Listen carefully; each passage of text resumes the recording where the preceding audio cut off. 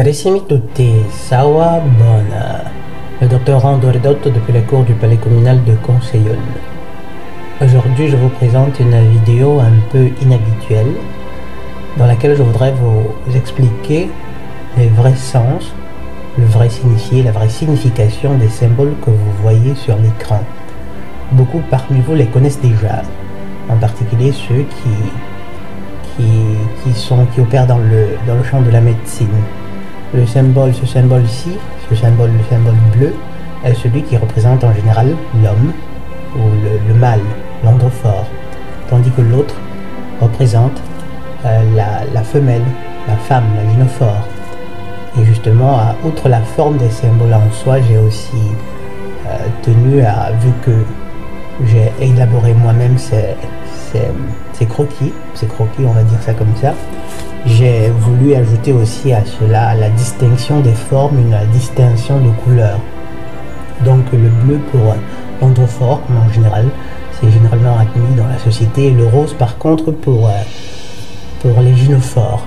Donc il faut aussi dire que dans la mythologie, ou bien le symbole pour le mâle représente aussi parfois la planète Mars, c'est-à-dire le dieu de la guerre. Tandis que le symbole féminin, par contre, représente la planète Vénus. En alchimie, par contre, le symbole de droite, le symbole du mâle, représente le fer, et l'autre, par contre, le cuivre. Donc, bref, ce n'est pas l'alchimie qui nous intéresse aujourd'hui. Aujourd'hui, je voudrais vous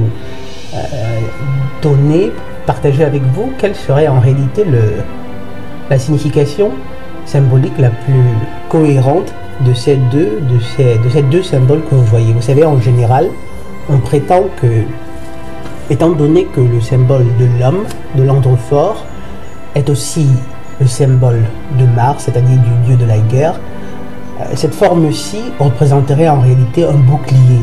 Un bouclier, en fait, ce qui m'a toujours semblé un peu bizarre, car dites-vous bien que il est certes vrai qu'il existe, surtout parmi, disons, dans les peuples anciens, il existait des boucliers elliptiques, ronds comme ça, mais seulement il est assez bizarre d'imaginer que cette flèche-ci, qui pointe vers le haut, puisse être, disons, le manche de ce bouclier, c'est-à-dire la partie de l'objet qui permette de l'empoigner. C'était déjà un premier élément, disons, d'incohérence. L'autre symbole, par contre, celui de la gynophore, il est attribué par contre à beaucoup prétendent. On prétend en général qu'il s'agirait d'un miroir, étant donné que Vénus, la beauté, les gynophores et tout ce blablabla. Mais là aussi, il y aurait une certaine incohérence, dans la façon, dans l'usabilité. Voilà, une incohérence dans l'usabilité, en ceci que il est certes vrai qu'il existe des miroirs avec un manche vertical comme ça vers le bas, mais seulement on imagine assez difficile, assez compliqué un tel miroir qui aurait carrément une barre latérale comme ça, perpendiculaire à celle verticale. Ça ne faciliterait certainement pas à une personne de l'empoigner, de saisir un tel miroir. Donc partant de ces deux incohérences, c'est partant de ces deux incohérences que j'ai réfléchi sur ce que pouvaient signifier vraiment ces deux symboles-là. Et c'est des conclusions que je présente également dans le livre Les fondements de la métaphysique de l'union sexuelle. Donc écoutez, après vous me direz ce que vous en pensez. Donc je postule l'idée selon laquelle en réalité ces deux symboles-ci, justement, ils représentent les deux sexes. Ils représentent les deux sexes. Mais seulement, la signification symbolique n'est pas celle qu'on nous dit. Là, commençons par le symbole de l'androphore. Là, vous pouvez voir assez clairement, avant cela même, je précise déjà que, comme vous pouvez le remarquer, là, j'ai tenu à faire deux cercles parfaitement identiques pour signifier là, justement l'égalité statutaire qui existe entre tous les humains, entre tous les fils du Créateur. En particulier dans le cas d'espèce entre les deux sexes, une égalité statutaire parfaite. Mais seulement à la base, comme je vous l'ai dit si souvent, ils sont fonctionnellement différenciés pour des raisons qui remontent à des événements qui ont eu lieu il y a des éons. Donc ces deux symboles représentent le mâle et la femelle. Là on va commencer donc par le symbole représentant l'androphore. La différence en réalité, la différence fondamentale entre les deux, c'est quoi? C'est que là nous avons une flèche. Vous savez, les flèches sont des indicateurs en réalité. Donc une flèche qui pointe vers où? Vers le haut. Vers le haut. Donc lorsque vous voyez une flèche qui pointe vers le haut, ça signifierait quoi? Le haut en général c'est quoi? C'est les cieux, c'est le règne du Créateur, c'est les cieux justement, c'est le royaume des cieux, la spiritualité, voilà. Vous vous rappelez, je vous ai dit plusieurs fois qu'en général les androphores vivent principalement dans leur univers spirituel. Ce qui ne signifie pas que les gynophores n'ont pas de spiritualité. Elles aussi elles en ont, sauf qu'en général elles par contre, elles sont plutôt tournées, elles sont ancrées vers le contraire de la spiritualité, c'est-à-dire dans leur matérialité, vers le bas. Donc là on va, juste une seconde, je vais changer je vais changer les proportions afin que ça puisse être plus facilement visible. Voilà, donc là je vais redimensionner afin que ça soit plus visible.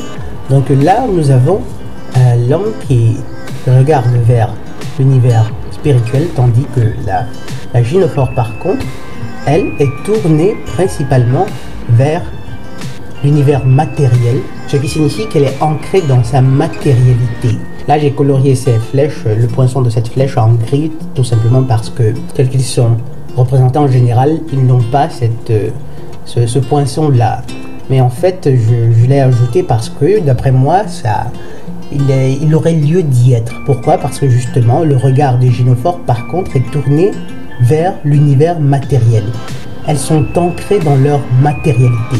Donc lorsque, en regardant de façon globale ce schéma, vous pouvez voir, là j'ai représenté l'univers matériel et là nous avons l'univers spirituel. Tandis que les hommes regardent toujours en général vers les cieux, c'est-à-dire vers leur spiritualité, les gynophores par contre, elles, ont le regard dans la matérialité. Et la chose est si profonde, que probablement, les anciens qui peut-être ont élaboré ces symboles, afin d'illustrer à quel point justement les gynophores sont ancrés dans leur matérialité, ont dû ajouter cette traverse perpendiculaire à la barre verticale pour justement mettre en emphase, pour mettre un accent particulier sur le fait de cet ancrage là.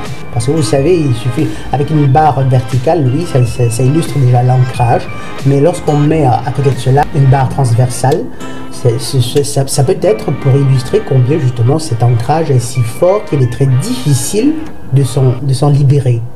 Donc en quelques mots, ces deux symboles-là, en réalité, représentent tout simplement, d'une certaine façon, la psyché, la psychologie, la perception des esprits se trouvant dans des corps d'hommes et celle des esprits se trouvant dans des corps de femmes.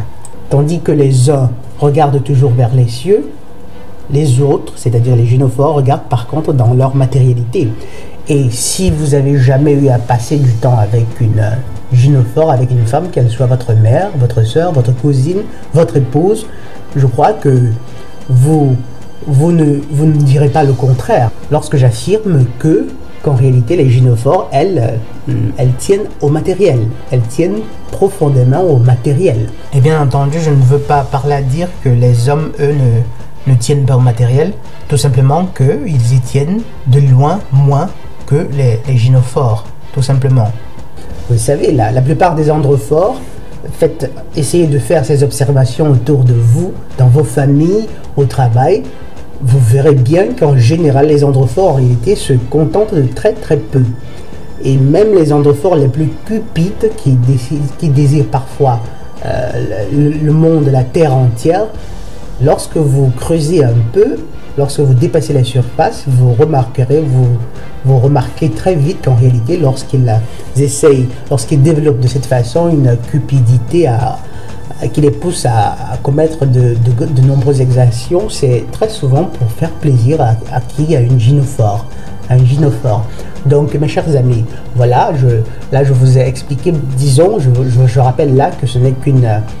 c'est une réflexion qui m'est personnelle, donc j'assume parfaitement ce que je dis. Ne prenez pas, ne considérez certainement pas cette opinion, cette interprétation comme une vision scientifique ou je ne sais pas quoi. C'est une hypothèse personnelle, simplement. C'est une hypothèse que je voulais partager avec vous. Donc là, vous avez les hommes, les androphores, qui regardent toujours vers les cieux, qui ont le regard tourné vers leur spiritualité, tandis que les gynophores, elles, ont le regard tourné vers la matérialité. Elles sont ancrées dans la matérialité, tant et si bien que les anciens qui élaborèrent ces symboles jugèrent bon, convenable, d'augmenter à la barre verticale qui les ancre dans leur matérialité, une seconde barre perpendiculaire afin de mettre en emphase justement cet ancrage dans la matérialité. Ces deux éléments vous permettront de bien comprendre le schéma que j'ai préparé, le schéma explicatif justement du fonctionnement de l'orgasme masculin, de l'orgasme féminin.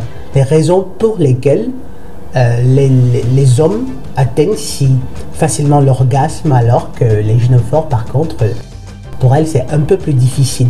Mais comme je vous l'avais dit, cette vidéo que je préparerai se trouvera par contre sur Tipeee ou alors sur Patreon. Mais ne vous en faites pas, vous n'aurez à dépenser que le prix d'un café. Je vous remercie pour votre attention et je vous souhaite une excellente journée. Le Dr Ando Redotto depuis la cour du palais communal de Conseillonne. Sawa Bona et la paix de Ya.